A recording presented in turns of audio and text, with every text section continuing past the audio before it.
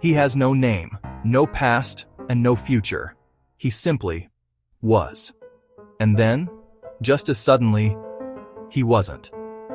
In the early hours of that summer morning, a man was found lying in the sand, his head propped against the seawall, as if resting. To passers-by, he might have looked like he was sleeping, a well-dressed gentleman enjoying the cool sea air. There were no signs of a struggle, no visible injuries, no indication of violence. He was simply there, a silent, motionless figure at the edge of the continent. Police were called. An ambulance arrived, but it was too late. The man was pronounced dead at the scene. The initial report was straightforward. A man, unidentified, deceased. It was a routine call, the kind of quiet tragedy that happens in any city. But as investigators began to look closer, the routine quickly dissolved into the extraordinary. The first anomaly was his pristine condition. Despite being on a public beach, his clothes were immaculate, his double-breasted coat perfectly pressed. His shoes were polished, showing no signs of wear, as if he had been placed there, not walked. It was the first of many details that didn't add up, the first loose thread in a tapestry of contradictions.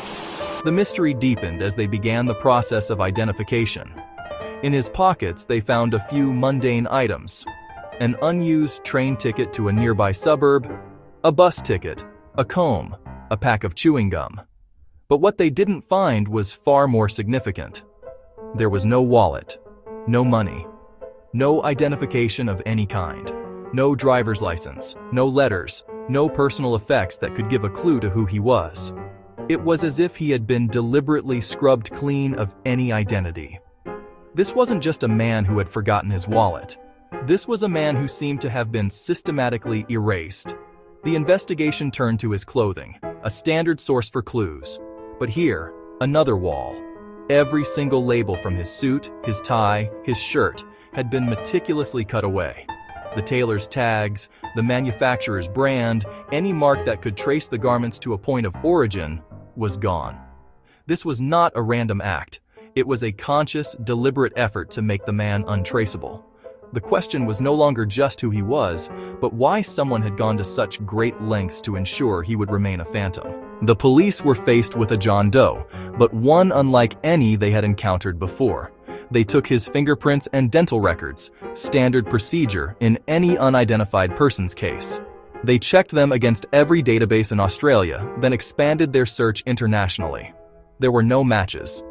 No one had reported a man of his description missing. It was as if he had materialized on that beach from thin air. His face was broadcast in newspapers and on newsreels across the country. A handsome, stoic man in his mid-40s. Thousands of people saw his image, yet no one came forward to claim him. He was a man without a past, a face without a name.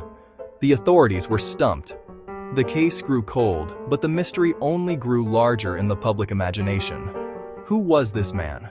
Was he a sailor, a traveler, a local resident living a secret life? Or was he something else entirely? The lack of evidence was, in itself, a form of evidence. The careful removal of identifying marks, the absence of any personal history, pointed not to a simple accident or a crime of passion, but to something far more calculated. It suggested a world of secrets and shadows, a world where anonymity was a tool, and sometimes a death sentence. Months passed. The body of the unknown man remained in the morgue, a silent testament to a case that had hit a dead end. Investigators had all but given up hope of ever identifying him. Then, in April of 1949, 4 months after his discovery, a new piece of evidence emerged, one that would transform the case from a local curiosity into an international enigma. During a follow-up examination of the man's clothing, a pathologist discovered a tiny hidden fob pocket sewn into the waistband of his trousers. It was a pocket so small and discreet, it had been missed in all previous searches, and inside it, they found a tiny, tightly rolled scrap of paper. When they carefully unfurled it, they found 2 words, printed in a distinctive, ornate font: Tamam Shud. The phrase was Persian. Its meaning was chillingly final. It is ended, or it is finished. This was not just a random piece of paper. It was a message, a final cryptic sign-off. And investigators soon discovered it had been torn from the final page of a very specific, very rare book, the Rubaiyat of Omar Khayyam, a collection of 11th century Persian poems. The police now had a tangible, albeit bizarre, lead. They launched a public appeal, asking for anyone who had a copy of the Rubaiyat with the final page torn out to come forward. The appeal was a long shot, but it paid off. A local man, whose name was kept confidential, came forward. He told police that shortly after the Somerton Man was found, he had discovered a book in the back of his unlocked car, which had been parked near Somerton Beach. He had thought little of it at the time and put it aside. After seeing the police appeal, he checked the book. It was a rare edition of the Rubaiyat of Omar Khayyam, and on the final page, the words Tamam Shud had been torn out. The police now had the book from which the scrap had come. But instead of providing answers, it opened a new, even more baffling chapter of the mystery. In the back of the book, faintly written in pencil, were 5 lines of capital letters, arranged in what appeared to be a code. The second line was struck through, adding another layer of complexity. It was a cipher, a secret message left behind by the dead man. This was the turning point. The case of the unidentified man on the beach was now inextricably linked to a secret code. Naval intelligence and expert cryptographers were brought in to analyze the strange sequence of letters. They tried every known method of decryption, but the code held its secrets. To this day, it has never been definitively solved. Was it a random jumble of letters, the meaningless doodles of a troubled mind? Or was it a sophisticated cipher, the key to which died with the Somerton Man? The presence of a code, combined with the man's deliberate anonymity, fueled a powerful theory that he was a spy. The year was 1948. The Cold War was beginning to cast its long shadow across the globe. Australia, with its close ties to Britain and its involvement in weapons testing projects like the Woomera rocket range, was not immune to the world of espionage. Could the Somerton Man have been an agent, either for a foreign power or for an allied nation, who had been compromised? Was his death an assassination, cleverly disguised to look like natural causes? The autopsy had found congestion in his organs consistent with poisoning, but no trace of any known poison was ever detected. This suggested a substance that was either incredibly rare or broke down quickly in the body, a hallmark of professional intelligence agencies. The spy theory gained more traction when another clue was found in the book, a phone number, also written in the back. The number belonged to a nurse who lived just a short walk from where the Somerton Man's body was found. When questioned by police, she was evasive and appeared distressed. She denied knowing the man, but her reaction suggested otherwise. She admitted that during the war she had owned a copy of the Rubaiyat, which she had given to an army officer named Alfred Boxall. For a moment, it seemed the case was solved. Was the Somerton Man Alfred Boxall? Police located Boxall, alive and well and still in possession of the copy of the Rubaiyat the nurse had given him. His book was intact, with the words Tamam Shud still on the final page. The dead man was not Boxall. This only deepened the mystery. Why did the Somerton Man have the nurse's phone number? Why did she react so strongly? Was she connected to him, or to the world of espionage he may have inhabited? She remained a person of interest, a tantalizing but ultimately frustrating link that never led to a clear answer. But there is another, more personal theory.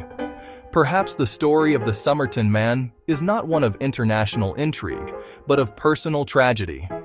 The Rubaiyat of Omar Khayyam is filled with themes of living life to the fullest, but also of love, loss, and the finality of death.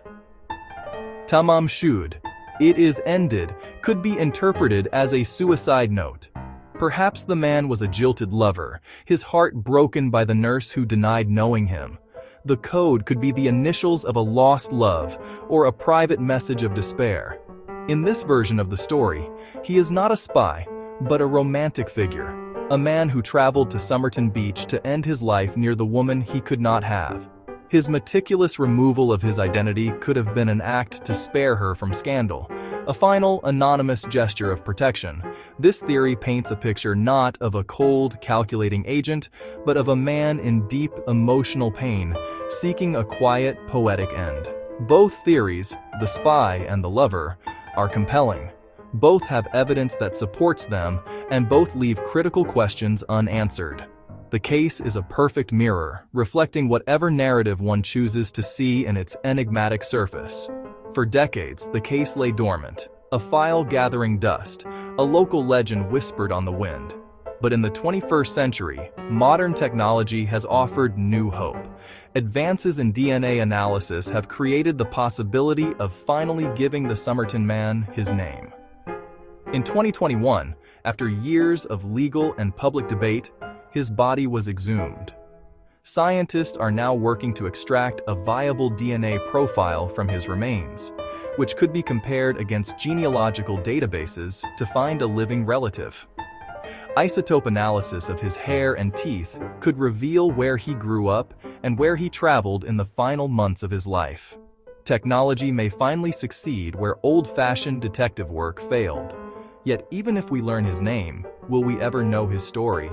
Will we learn why he died, what the code meant, or who the nurse was to him? Or will his identity simply be another piece in a puzzle that remains forever incomplete? The Somerton Man is more than just an unsolved case. He is a symbol of the ultimate mystery. He is a man who appeared from nowhere, died in silence, and disappeared from history completely, leaving behind only a series of questions that have echoed through generations. He is a man with no past, no identity, a story with no beginning, only an end that was, perhaps, just the beginning of his legend. The Somerton Man remains a ghost on the beach, a cipher in a book, an enduring enigma, forever waiting to be solved.